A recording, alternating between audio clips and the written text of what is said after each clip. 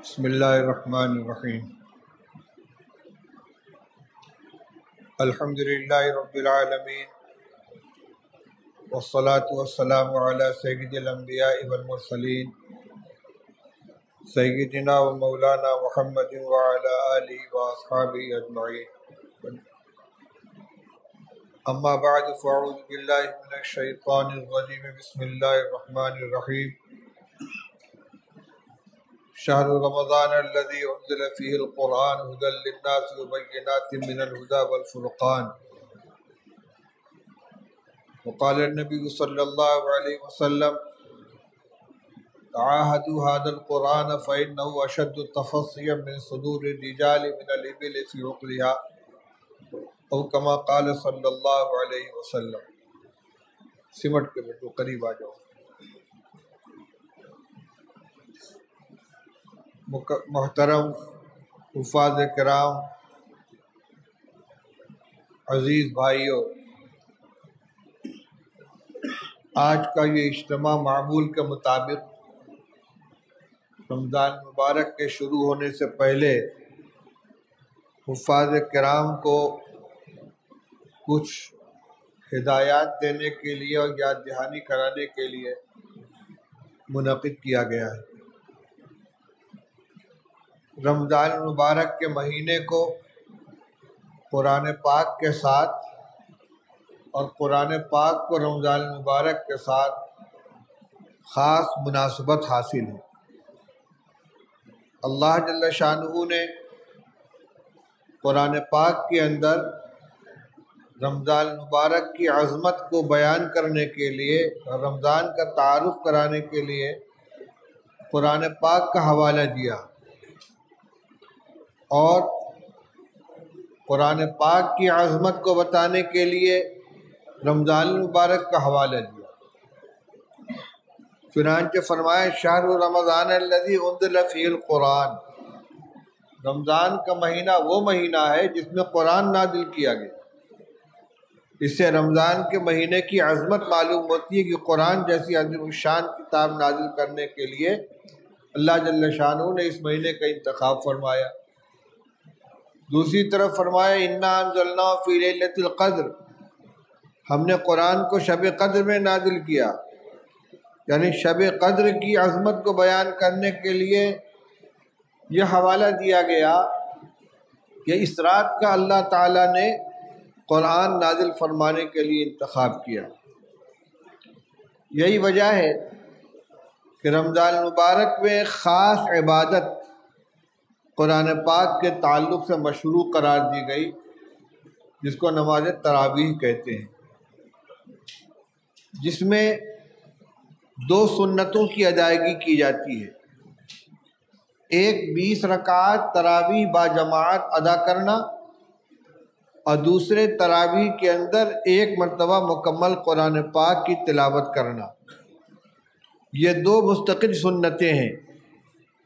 پورے مہینے رمضان مبارک کا چاند ہو جانے سے لے کر عید کی چاند رات سے پہلے تک ہر رات میں 20 رکعت تراویح با جماعت ادا کرنا یہ ایک مستقل سنت ہے، اور تراویح میں پورے قرآن پاک کا پڑھنا یا سننا یہ مستقل سنت ہے.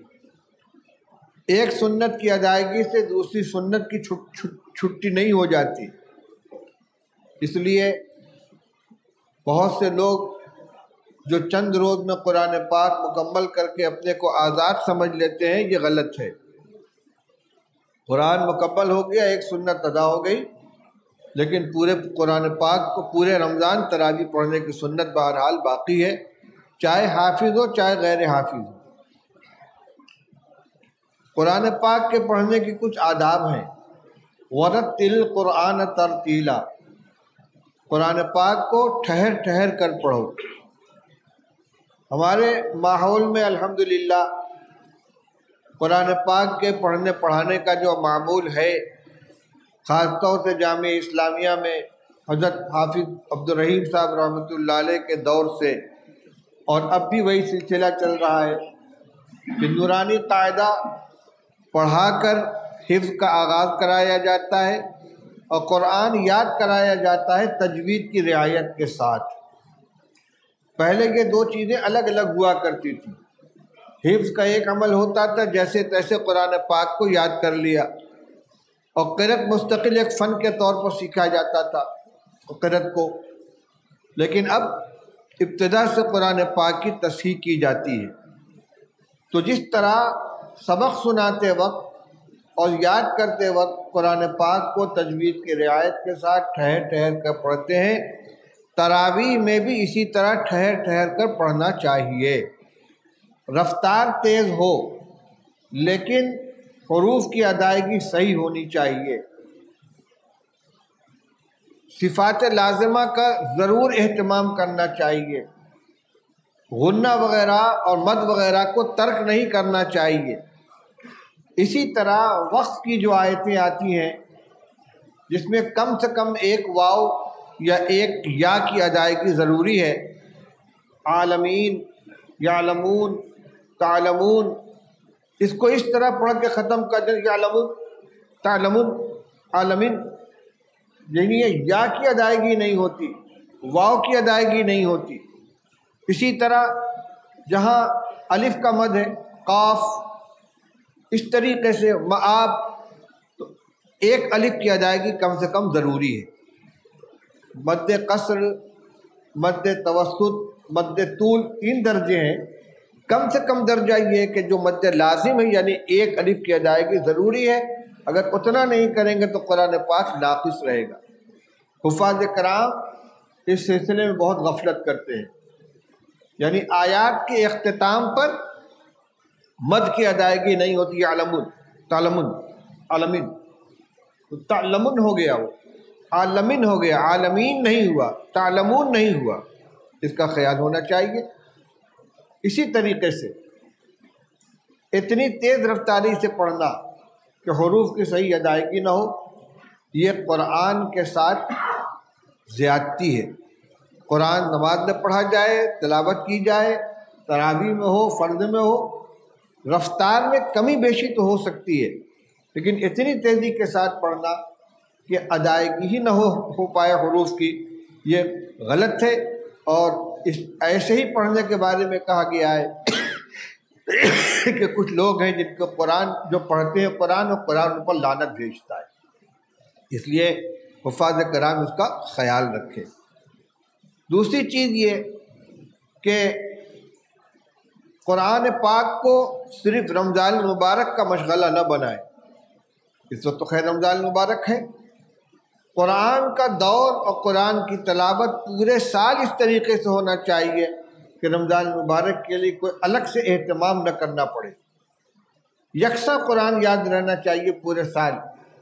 اور جو ہمارے پرانے حفاظ کرام ہیں یا تھے، ان کا یہی حال تھا۔ بہت سے قصے، بہت سے واقعات سنے ہیں کہ حفظ کرنے کے بعد مدت تک تراویح پڑھانے کا موقع نہیں ملا، لیکن اچانک کھڑا کر دیا گیا تو پارے کی پارہ پڑھتے چلے گئے، کہیں کوئی تشابہ تک نہیں لگا۔ ہم نے دیکھا حضرت مولانا قاری صدیق صاحب باندھوی رحمۃ اللہ علیہ بوڑھے ہو چکے تھے، کمزور تھے، بیمار رہتے تھے۔ دیوبند میں حضرت مفتی محمود صاحب نور اللہ مرقدہ کی خانقاہ میں آئے، اپنی تراویح ختم کر کے آئے تھے۔ ایک ساتھیوں نے طے کیا کہ آج حضرت سے تراویح پڑھوائی جائے گی، لیکن ان سے نہیں کہا گیا کہ آپ کو پڑھانے، انکار کر دیتے، لیکن حافظ سے کہہ دیے کہ آج تراویح کے لیے آگے مت بڑھنا۔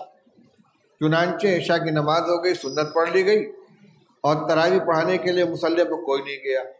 مولانا بالکل پیچھے کھڑے تھے، وہ سنت پڑھ کر کھڑے ہوئے، کان تک ہاتھ اٹھا کے کھڑے ہوئے، اللہ اکبر کی آواز نہیں آ رہی ہے۔ کہ کیا بات ہے بھائی؟ حضرت تراویح آج آپ پڑھائیں گے؟ ارے بھائی بہت تھکا ہوا ہوں۔ نہیں حضرت پڑھا دیجئے، جتنی بشاشت ہو۔ مصلی پر آ گئے، پوچھتے کہاں سے پڑھنا ہے؟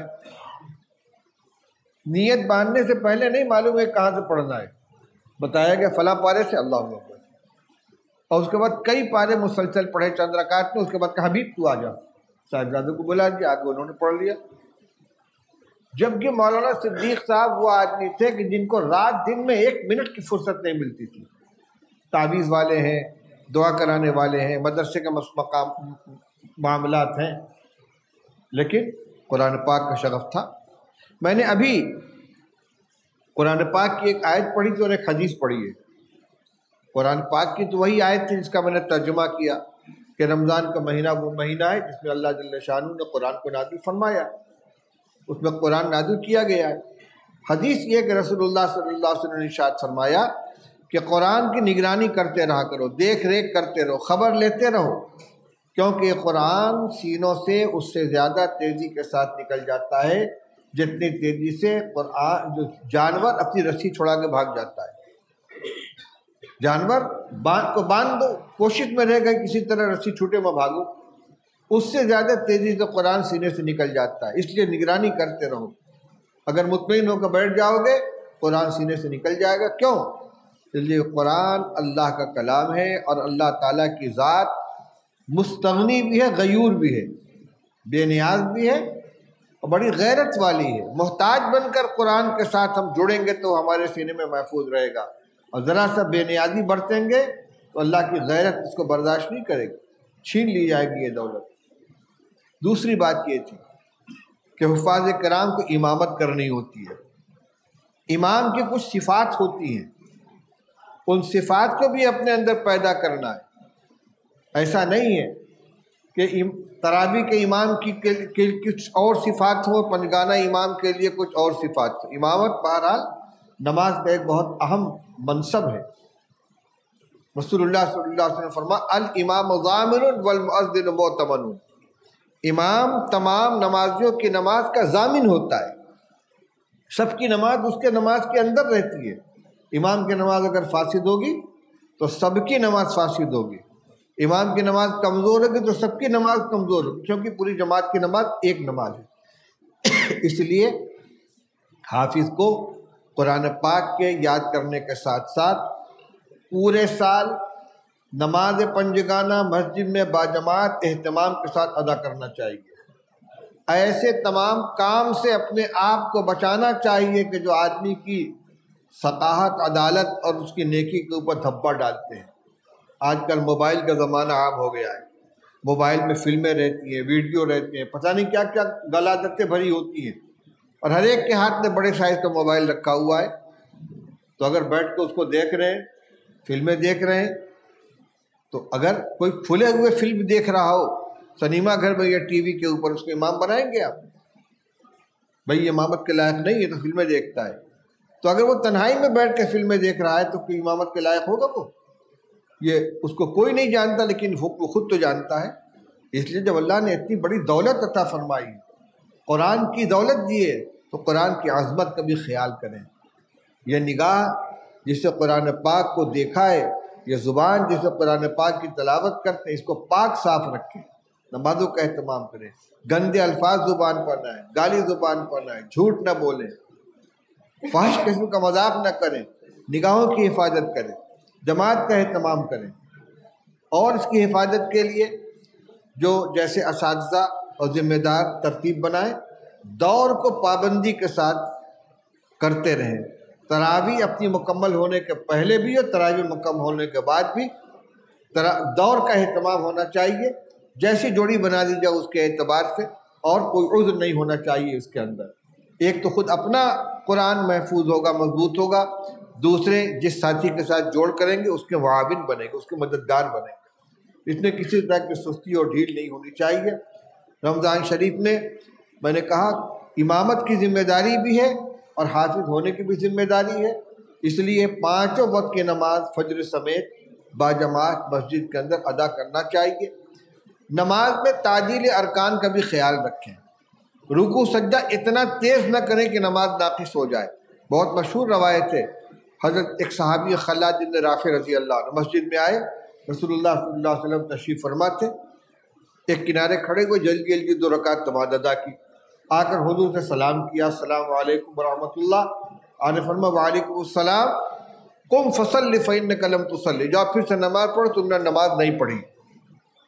تو پھر گئے، پھر انہوں نے اسی طرح نماز پڑھی، پھر آ کر سلام کیا، پھر آپ نے جواب دیا، پھر فرمایا قم فصلی فإنک لم تصلی، جاؤ پھر سے نماز پڑھو، نماز نہیں پڑھی تم نے۔ انہوں نے کہا یا رسول اللہ میں تو ایسے ہی جانتا ہوں۔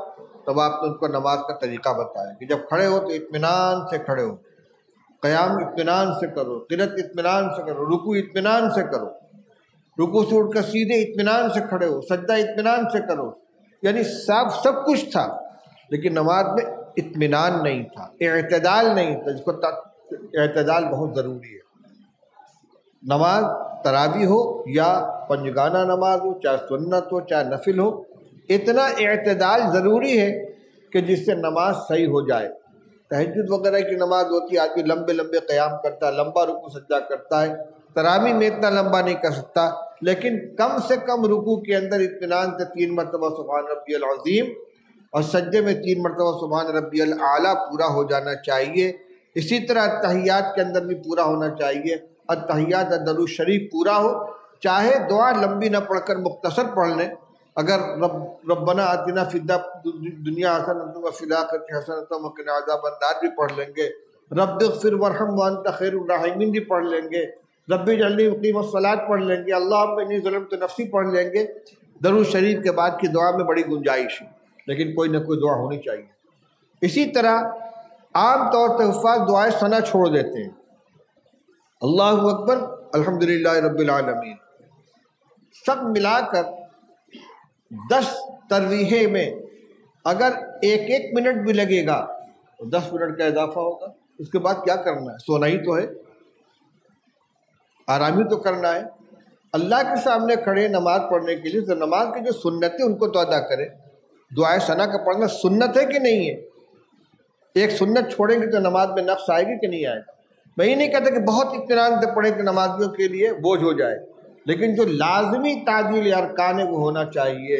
3 مرتبہ سبحان ربی العظیم رکوع میں ہو جائے، 3 مرتبہ سبحان ربی الاعلیٰ سجدے میں ہو جائے، رکوع سے اٹھے تو اتنا کھڑے ہو کہ بالکل سیدھے ہو جائیں، پھر سجدے میں جائیں، سجدے سے اٹھ کر اطمینان سے بیٹھے پھر دوسرے سجدے میں جائیں. یہ چند چیزیں ہیں جو میں نے آپ کے سامنے بیان کی ہیں. میرے ذہن میں یہی باتیں تھیں.